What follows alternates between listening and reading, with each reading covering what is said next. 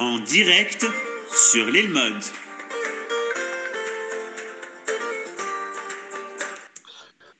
Shalom à toutes et à tous, on se retrouve pour la Parashat Mishpatim avec le Rav Yehuda Ben Ishai de la communauté des Mouna Shlema. Un thème tellement actuel dans ces jours difficiles. Bien évidemment, le Rav Ben Ishai toujours relié la Parasha avec l'actualité. D'une liberté collective à une liberté individuelle, c'est le thème. Et je demande aussi au Rav Ben Ishai, il y a beaucoup de gens qui me demandent comment va votre fils. Alors, Bezrat Hashem, que le cours sera également les Refouach Shlema, Yochai Tzemach Ben Tali. Berchavadarav. Merci, Toda Rabba. Merci pour tous ceux qui demandent des nouvelles et qui accompagnent par leurs prières, leurs études, leurs mitzvot, leurs masim tovim, la guérison de notre fils qui, Baruch Hashem, va mieux. Il a passé avec succès 2 opérations et on voit déjà la lumière se profiler à l'horizon.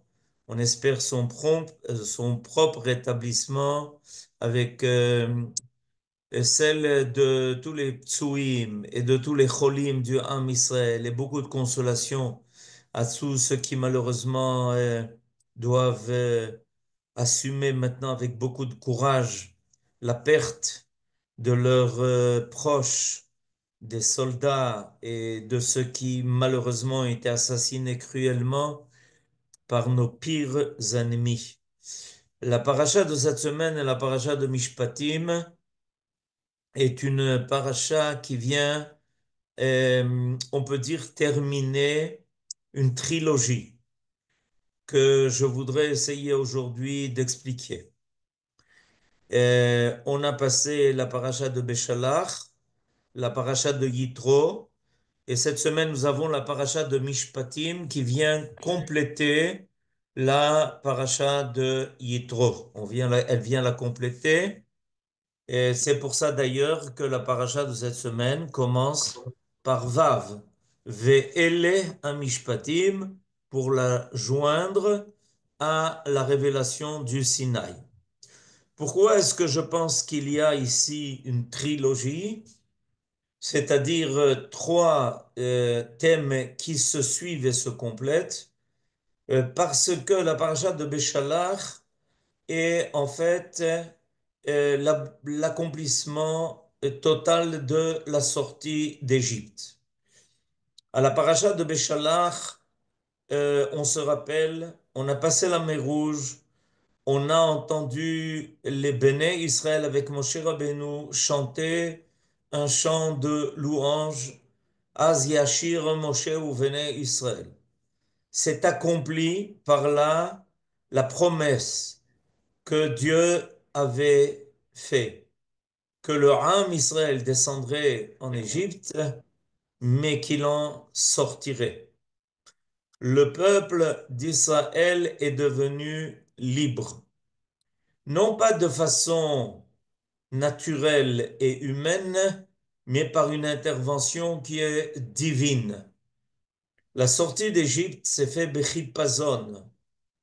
Elle s'est faite avec beaucoup de célérité divine, parce que précisément ce qui est fait par Akadosh Baruch Hu n'a pas besoin de développement dans le temps et dans la nature. Il suffit d'un ordre, il suffit d'une volonté pour qu'elle soit exprimée, qu'elle se réalise. Et le peuple d'Israël, depuis la sortie d'Égypte, est devenu le peuple par excellence de la liberté, c'est-à-dire de ne plus être asservi par la volonté des autres. Même si le peuple d'Israël repart en exil, il restera profondément dans son identité première, il restera un peuple libre. Il a d'ailleurs toujours été le grand combattant de la liberté dans le monde. Toujours a été aux côtés de ceux qui voulait se secouer du joug du mal et de ceux qui le représentaient. Et même lorsqu'on s'est trouvé sous la domination de tel ou tel empire, vous avez remarqué qu'il y avait toujours présent en nous cette étincelle de non-soumission. On peut évidemment amener l'exemple qu'on va bientôt rencontrer à Purim, Mordechai qui refuse de se prosterner devant Aman. C'est en réalité le peuple tout entier qui par lui ne se prosterne pas. Et c'est pour ça que le peuple d'Israël dans la Megillah va s'appeler Am Mordechai, le peuple de Mordechai. Ce que Mordechai fait en refusant de se prosterner devant Aman, il le fait au nom de tout le peuple. Ce n'est pas un individu, ce n'est pas à titre personnel qu'il le fait. C'est la fierté d'Israël qui est exprimée par l'intermédiaire de Mordechai. Et évidemment, cette fierté-là vient du fait que nous, Israël, portons en nous, nous portons Hachem Malach Geut Lavesh. Nous sommes le peuple qui fait apparaître la force de Dieu en tant que roi de l'univers et qui ne se soumet sûrement pas à la volonté de tel ou tel homme, tyran ou empire qui veut être le représentant du mal dans le monde.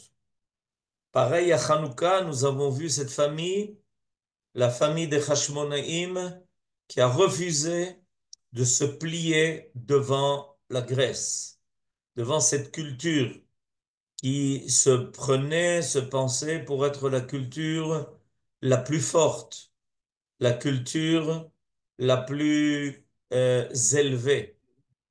Et on sait que les Hashmonaïm ont été ceux finalement qui ont gagné. Le peuple d'Israël ne se soumet pas depuis la sortie d'Égypte. Il porte en lui fondamentalement cette force divine qui ne se plie pas ni devant les forces de la nature, ni devant la force des autres, des hommes. Et depuis on continue cette histoire. Depuis le peuple d'Israël, à travers les époques, continue de mener ce combat de permettre à l'homme de faire apparaître son image divine. Ceux qui sont les représentants du mal dans ce monde, comme on le voit depuis déjà longtemps, mais ça ne fait que s'accentuer par les jours qui courent, eux ont décidé de renoncer à l'image divine qu'ils portaient en eux. Et c'est pour ça ils s'acharnent à être encore plus méchants que ce qu'on pouvait penser et croire. Parce que quand on s'éloigne du côté divin que l'on porte en soi, on ne descend pas au niveau de la bête, mais en dessous de cela. Soit on est un homme, soit on n'est rien. On n'est même pas une bête sauvage. Soit on est un homme qui porte le Tselem Elohim, soit si on y renonce, on n'est rien.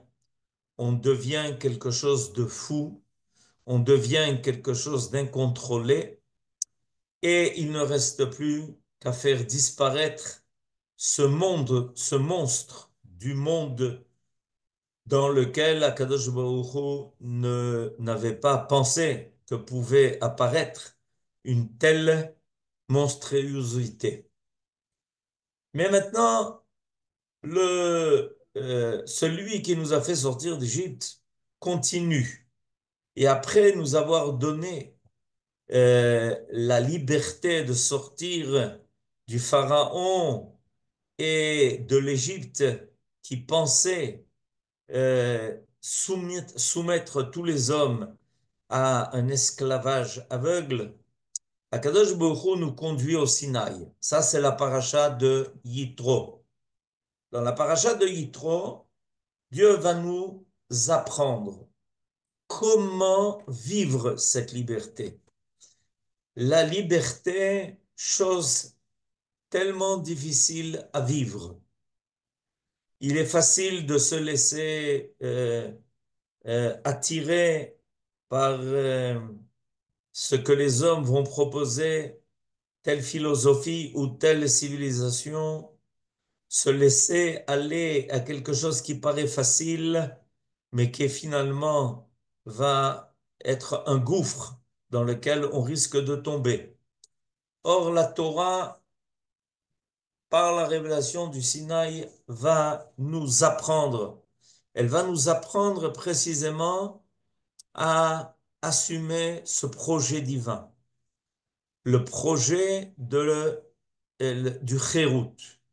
Et c'est pour ça que nos sages ont fait une remarque, que quand il est marqué que l'écriture divine était gravée sur les tables, Charut à la Luchot, ils ont tout d'un coup fait un jeu de mots qui n'en est pas évidemment, et ils ont dit Al tikre Cherut et la Charut. Charut, Al tikra Charut et la Cherut. Ne te contente pas de lire le mot Charut qui veut dire gravé, mais saisis à travers cela que ce qui est gravé dans ces tables-là,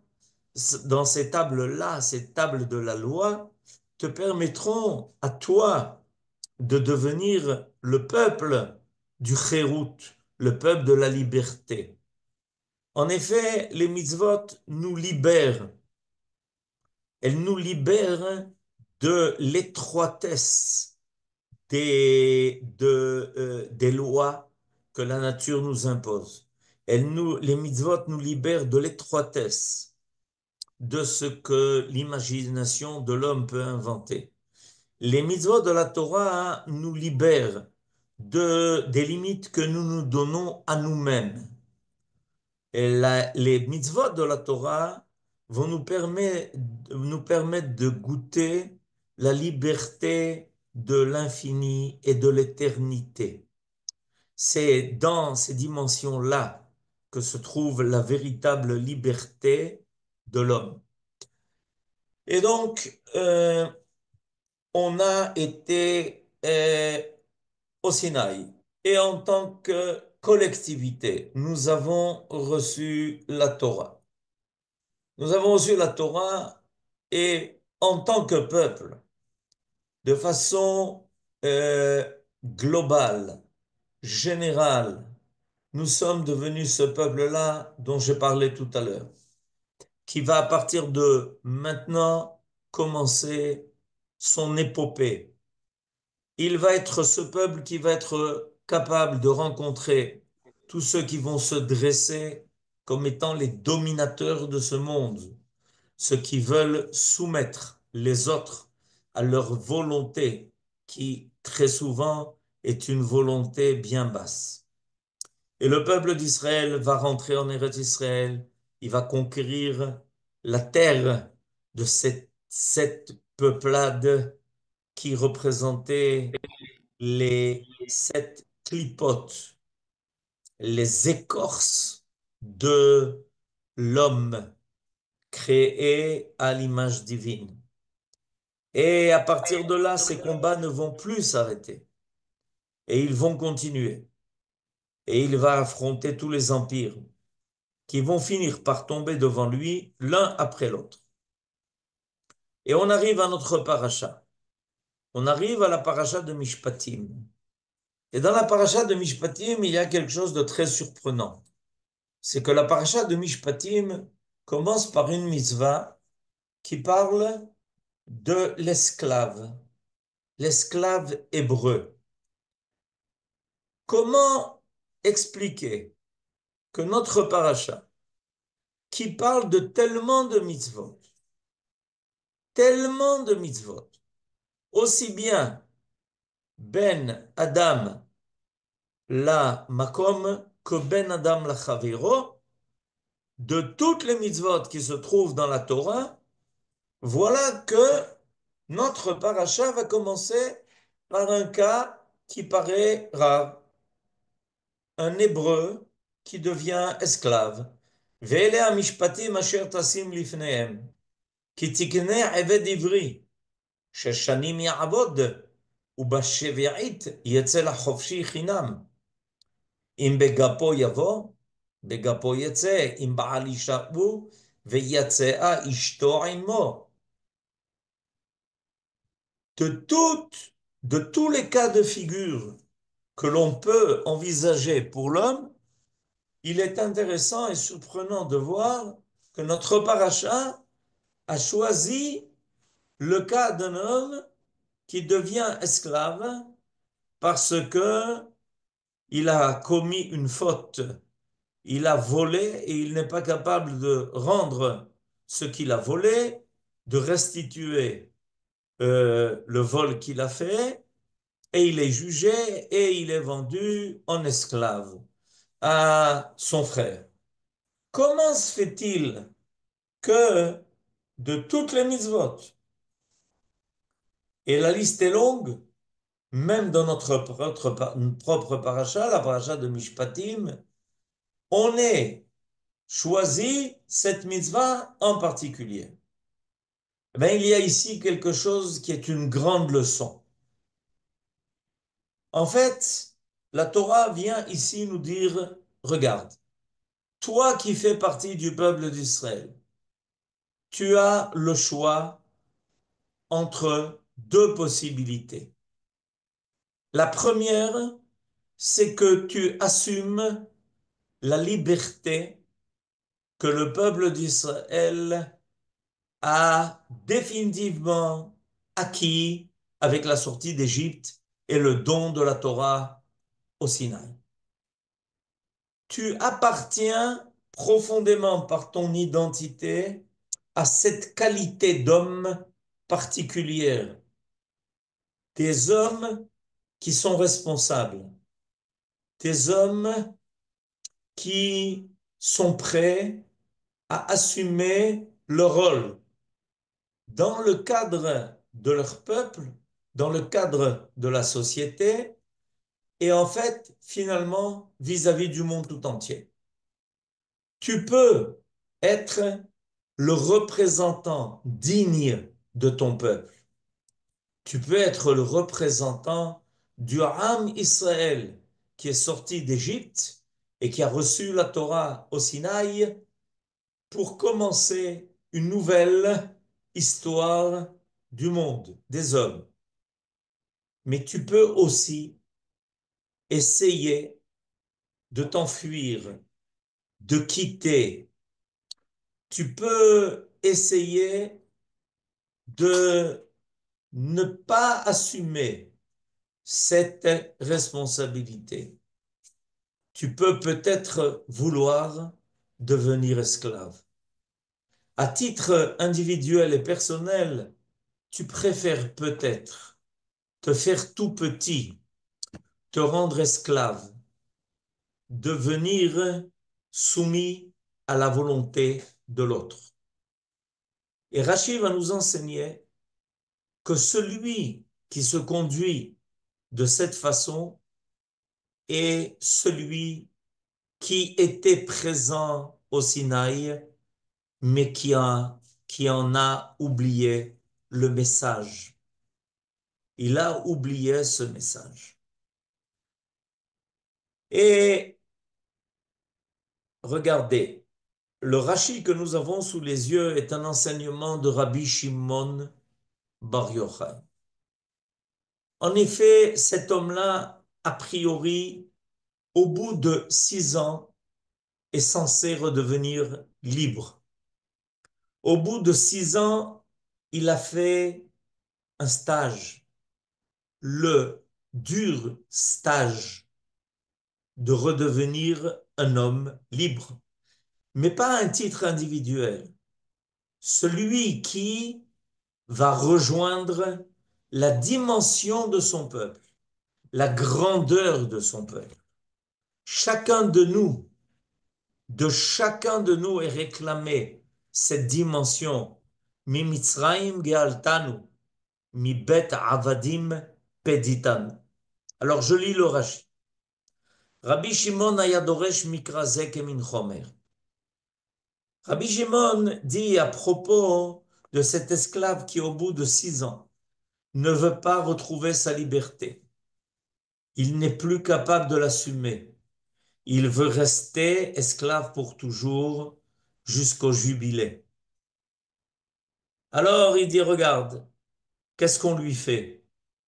On va lui percer l'oreille et on va le faire sur le montant de l'encadrement d'une porte. Et je lis maintenant l'enseignement de Rabbi Shimon. Manishtanu, deuxième ligne.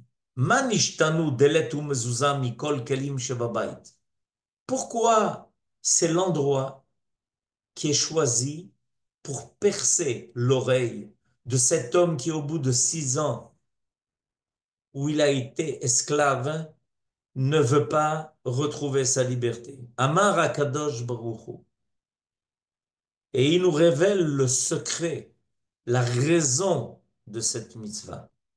Delet umezuzah shehayu edim b'Mitzrayim, כשפסחתי על המשקוף ועל שתי המזוזות.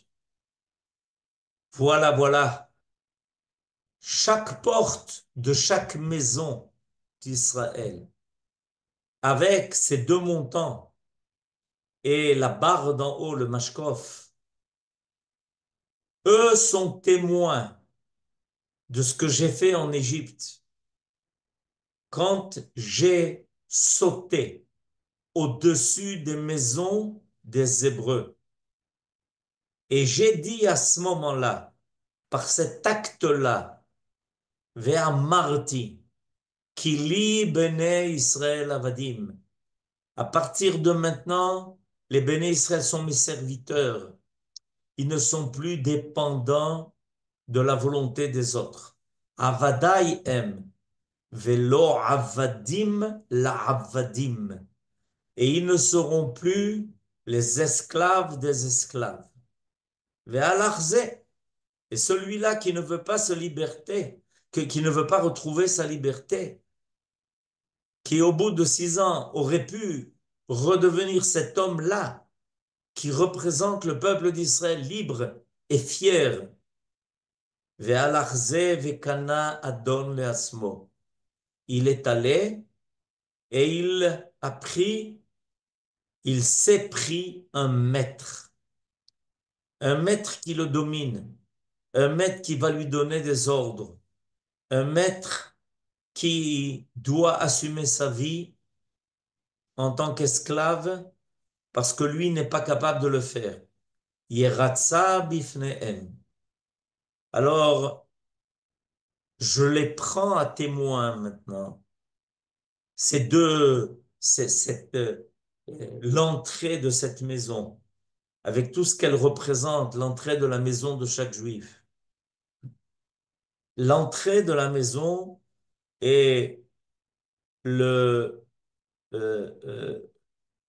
qui va permettre à chacun de nous de retrouver ce que Akadosh Baruch Hu va y révéler et de sortir ensuite pour aller remplir son rôle dans le cadre de la collectivité. Et lui ne veut pas. Il veut rester petit, il veut rester esclave, il veut rester à la disposition de l'autre.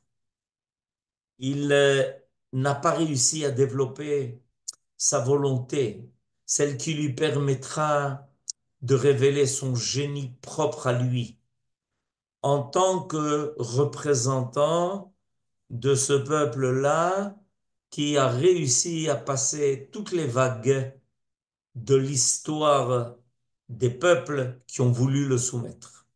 Il a besoin encore de rester sous la volonté de l'autre. Alors, en fait, il y a ici quelque chose d'important. Il y a quelque chose d'important parce que, en fait, ces trois parachiotes vont nous expliquer, et toute la paracha de Mishpatim, dont l'entête est la mitzvah concernant l'esclave, et en fait, les moyens qui sont donnés à l'homme pour se libérer de toutes les soumissions à l'accès à laquelle, auquel où il est prêt à se plier. Rejoins ton peuple, redeviens ce que Akadosh Baruch Hu a fait de toi quand il t'a sorti d'Égypte et quand il t'a amené au Sinaï. N'accepte pas d'être sous la domination des autres, sous la volonté des autres, la culture des autres. Refuse d'être celui qui dépend des nations. Soit celui qui vient au contraire affirmer la force d'Israël. Nous entendons les dernières semaines les récits de ceux qui ont échappé des griffes de ces bêtes féroces qui sont pires que les bêtes féroces. Et elles racontent ces personnes-là, nos frères, nos sœurs, qui ont réussi et qui sont revenus chez eux dans leur peuple, qui a tout fait pour les libérer, comment on a essayé de les soumettre, de les avilir, de leur prouver que le mal peut dominer le bien. Et ils ont gardé cette force, ils ont gardé cette fierté, ils ils ont refusé de se plier, même s'ils étaient emprisonnés, même s'ils étaient derrière des barreaux, gardés par ces euh, chiens féroces, en réalité, ils étaient libres. Ils savaient qu'ils étaient liés à un peuple tout entier, qui allait les libérer et leur transmettait un message. Sachez que vous faites partie de ce peuple, quoi qu'il arrive. Alors nous devons, par les jours où nous trouvons maintenant, travailler pour remonter la stature, la stature de ce que nous sommes. Ce peuple tellement noble qui a pour emblème le bien, qui a pour drapeau le divin, qui refuse tout ce que l'homme peut inventer de mal dans le monde. Quand nous allons entendre la paracha de Mishpatim cette semaine, remarquez que les deux tiers de la paracha vont amener une série de mitzvot. Des mitzvot des devoirs de l'homme envers l'homme et évidemment des devoirs de l'homme envers celui qui l'a créé. Mais tout d'un coup, vers la fin de la paracha, on entend que Dieu nous promet de lutter contre nos ennemis. Il nous promet d'être à nos côtés contre ceux qui vont vouloir euh, attaquer cette dimension qui est le peuple d'Israël dans le monde. La Torah, dans de nombreux passages, va juxtaposer notre niveau moral et spirituel, celui qui est exigé de nous, parce que précisément nous portons en nous l'image de Dieu dans sa véritable dimension, et aussi la capacité que nous aurons de tenir tête à nos ennemis. Ça va ensemble. La paracha de Mishpatim, à ce niveau-là, est très expressive. Après qu'elle nous ait donné une longue liste destinée à assumer en tant que collectivité et en tant qu'individu toute la responsabilité morale et spirituelle que nous avons vis-à-vis de celui qui nous a choisis pour être son peuple. Voilà que tout d'un coup, elle continue en nous disant, et sachez que je suis à vos côtés. Sachez que vous ne resterez pas seuls dans ce combat.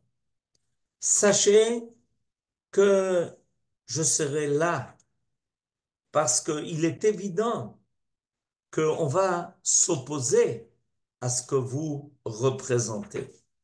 C'est clair. C'est clair que plus vous allez avancer et progresser dans ce que vous êtes, et à la fin de ces mitzvot, on parle du Beth Amikdash, où le Ham Israël va venir 3 fois par an, aux 3 fêtes de Pessah, Shavuot et Sukkot. Et elle va nous parler à nouveau des mitzvot de la sortie d'Égypte. Lotizbach al-Hametz dam zifri. Quand tu feras le Korban Pessah, ne le fais pas alors que tu as encore en ta possession du Hametz. Et une fois que tout ça est terminé, à partir de Shishi, de la 6e montée de notre paracha, de Shishi, voilà que Akadosh Baruch Hu nous dit, et sachez une chose, il y a un ange qui va vous accompagner. Ine anochi sholeach malach lefanecha. Lishmorcha badarech, qui va te garder en chemin. Veleaviacha el hamakom asher achinoti, et qui te permettra d'arriver jusqu'à l'endroit que j'ai prévu pour toi. Ki im shamoa tishma bekolo, ve'asita kol asher adaber, ve'ayavti et oivecha, ve'tsarti et sorerecha. Si tu es à l'écoute de ce qu'il va te dire quand il va te guider, alors tes ennemis sont les miens. Ceux qui essayent de t'atteindre, c'est moi qui va m'en occuper. Et il va marcher devant toi, cet ange-là, qui elech malachi lefanecha, ve'eviacha el haemori, ve'achiti, ve'aperizi, ve'akenaani, hachivi, ve'ayevusi, ve'ikravtiv. Et il te conduira jusqu'à cette terre des 7 peuples qui sont ici rappelés dans ce passouk, sauf un seul qui s'est sauvé devant nous, et je vais les supprimer complètement. Alors, et on voit qu'Akadosh Baruch Hu continue, et nous fait des promesses. Nous n'avons pas à craindre d'être ceux qui sont les meilleurs, de ceux qui sont les bons, de ceux qui font la volonté de Dieu. Ça ne nous affaiblit pas. Au contraire, ça nous renforce. Et je terminerai en citant un passage du livre de Oroth du Rav Kook. Dans ce passage-là, le Rav Kook dit que plus l'homme, l'individu, est capable de s'éloigner de toute faute, et regardez, Yafem Me'od, merci, Toda Rabba Aaron, voilà, il nous a mis ce passage du livre de Oroth, je vais le lire.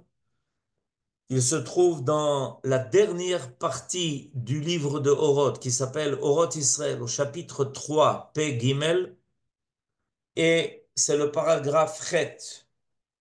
האדם צריך לזכך את עצמו ולהתרחק מן הכיעור כדי שיהיה מושג הכלל מצויר יפה בנפשו, ואז תהיה לו היכולת להתדבק בכללות כנסת ישראל. L'homme, l'individu, doit se purifier, s'éloigner de tout ce qui paraît vil, pas beau, qui n'est pas noble. Et grâce à cela, dans sa propre âme, il aura le reflet de ce que représente le peuple d'Israël dans le monde. L'idée de ce peuple-là l'habitera. Il sera, lui, en tant qu'individu, à la dimension de son peuple, fier et noble. Ve'az tiye lo hayecholet. Et grâce à cela, il aura la possibilité de se rattacher à la force de ce peuple. Chacun de nous, en ces jours-là, se doit maintenant d'être cet homme-là qui porte en lui la grandeur et la noblesse de ce peuple. Et cette grandeur et cette noblesse va se révéler, pas avec moins de force que ça a été lors de la sortie d'Égypte, pas avec moins de force que là c'est fait et réalisé lors du don de la Torah au Sinaï, pas avec moins de force que la conquête d'Eretz Israël, avec encore plus de cela. Et plus nos ennemis vont essayer de nous attaquer, et plus au sein de ce peuple va se révéler quelque chose de plus pur, de plus vrai, de plus propre, de plus élevé. Et c'est ce qui va finalement permettre au monde de se libérer du mal qui a voulu s'en emparer. Shabbat Shalom, Besorot Tovot, et Chodesh Tov u'Mevorach. À la fin de la semaine qui vient, le mois de Hadar rentre. Be'ezrat Hashem, Shabbat Mevrachin, les brachot ve le'atzlacha shel kol am Israël. Amen. Ken yehi ratzon. Toda Rabba Rabben Ishai, Shabbat Shalom à tous, Chodesh Tov. Vous pouvez maintenant ouvrir vos micros et souhaiter Shabbat Shalom. Kol Tov. תודה רבה, שבת שלום, בורך. תודה רבה, שבת שלום מבורך. Shabbat Shalom, שבת Shabbat שלום, רב Shalom, בן Toda ישי, Rabba. תודה רבה. תודה רבה, רפואה שבת שלמה, שלום. בנפיסה. Shabbat Shalom, Toda Rabba. רפואה שלמה. Amen. אמן, אמן, אמן. רפואה votre fils, שבת שלום. Amen. Amen. Toda Rabba. Amen. Merci Amen. beaucoup. Merci d'avoir visionné cette vidéo. Je vous invite à vous abonner à notre chaîne InMode pour plus de replays, de conférences, de cours, d'interviews. Cliquez sur le bouton juste ici et vous êtes abonné à l'InMode. À très bientôt.